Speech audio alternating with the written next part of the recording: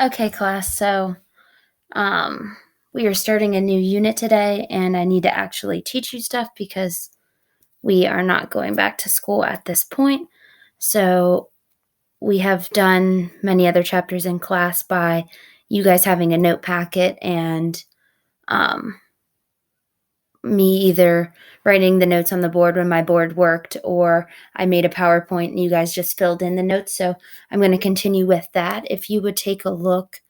Um, and this daily lesson plan doc is still on Classroom, and it tells you what we are doing each day. So, last class you had your unit test, and I'm just waiting until a couple more people finish theirs before I post the grades for them because it was online, and I can't release the score or your test score without it sending you your answer. So once a couple more people finish it, I will be able to send your score to and post your score on Classroom.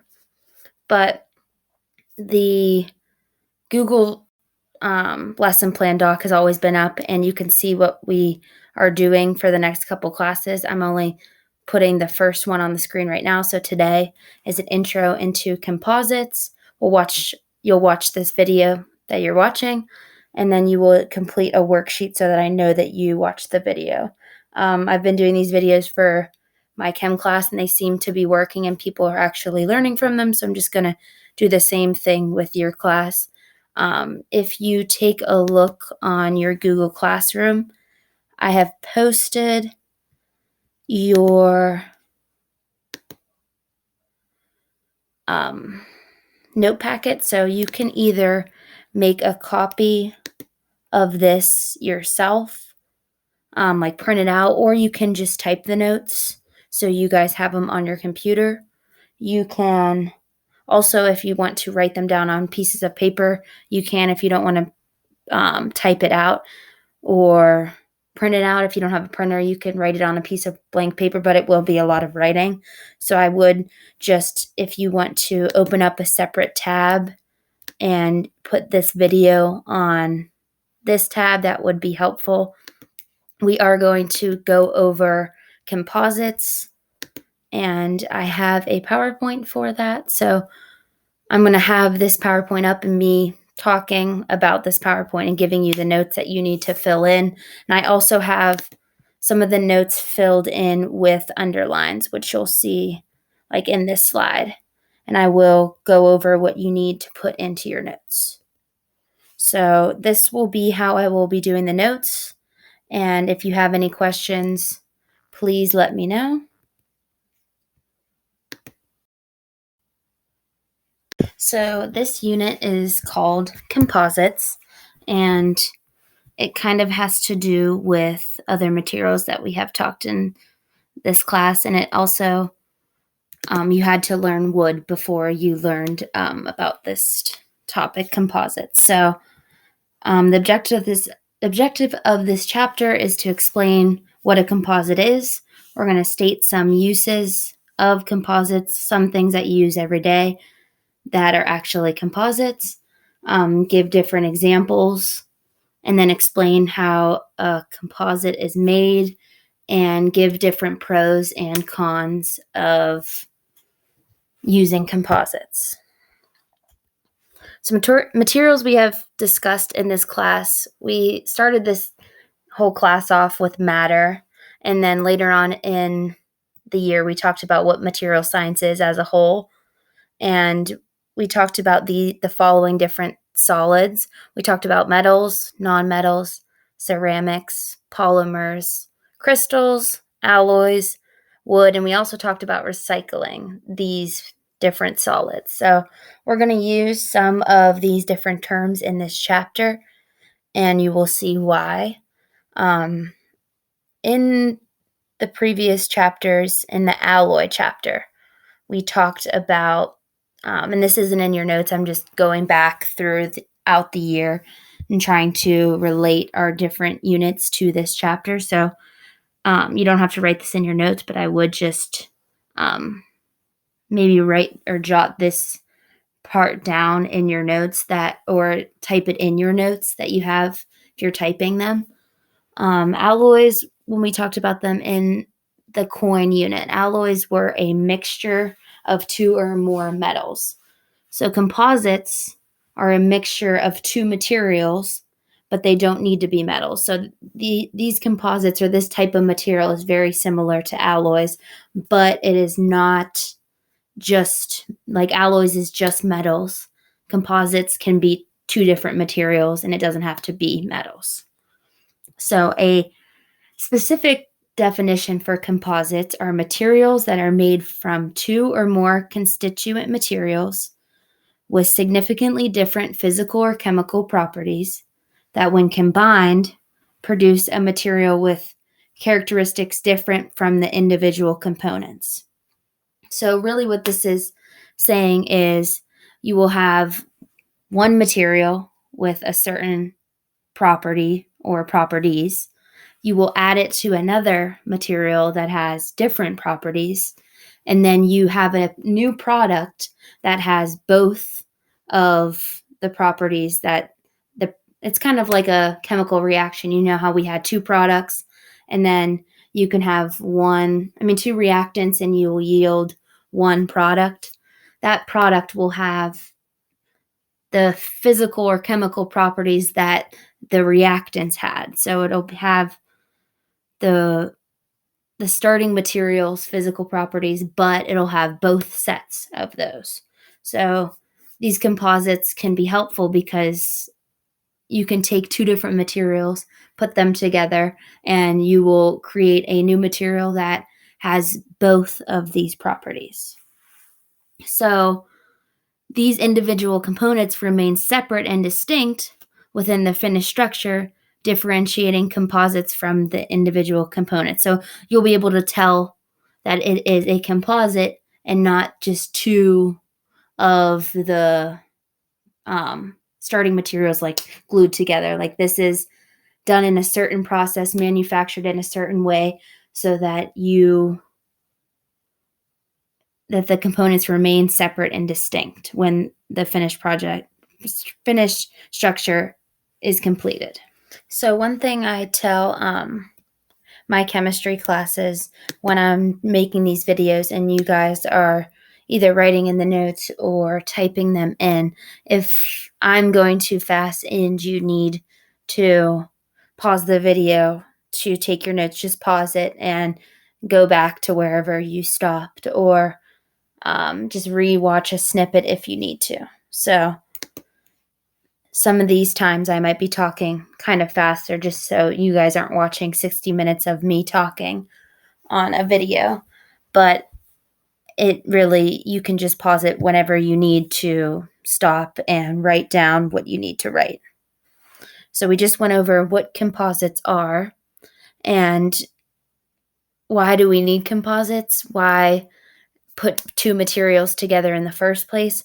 These new materials, or this new composite of two materials together, have certain benefits. So composites are new materials that may be preferred for many reasons, including holding better qualities, including greater strength, lighter mass, and they might be less expensive. There are more specific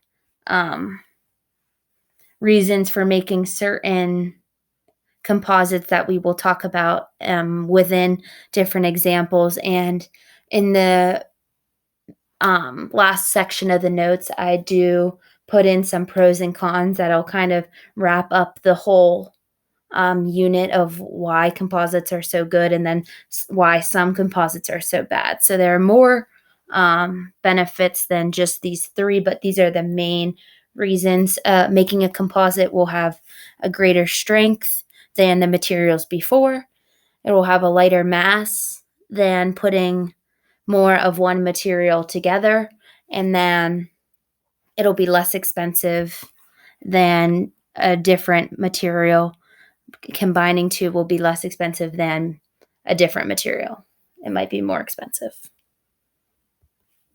So just an overview of composites.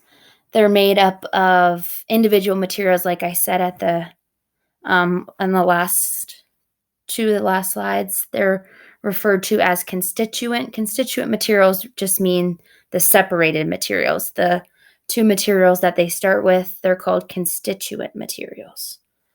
So these constituent materials they're really two different types of materials. One will be a matrix and one will be a reinforcement. A matrix really surrounds and supports the reinforcement, and the reinforcement really import their special mechanical physical properties to enhance the matrix properties. So, like I said, those two are going to come together with their separate properties. They'll support each other and they'll each have their own physical properties, yet when they come together, they kind of enhance the other's properties, so they work together and it's just a better material overall.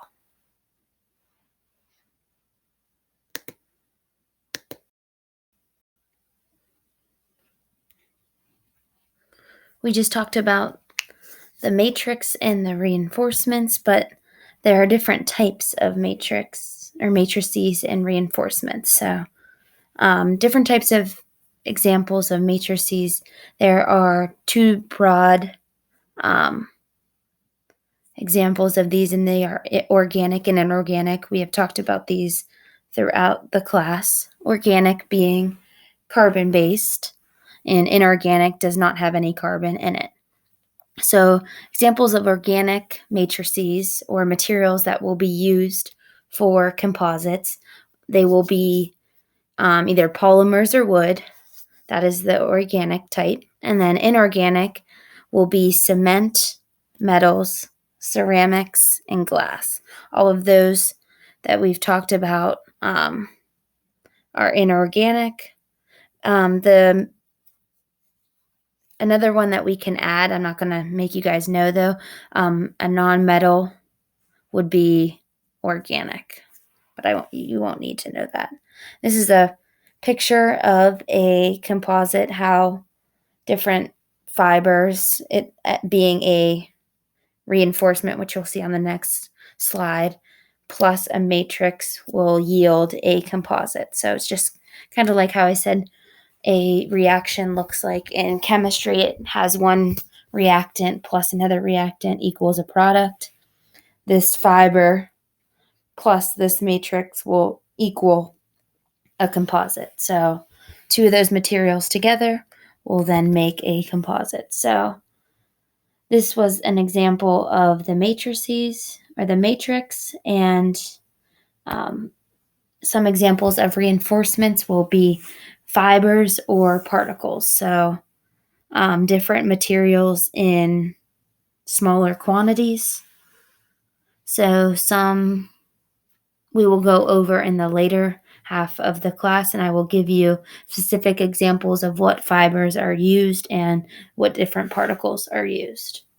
So composites are made up of a matrix and a reinforcement, and those things can be different things like polymers, wood, cement, metals, ceramics, and glass, and then they will use another material as fibers or particles.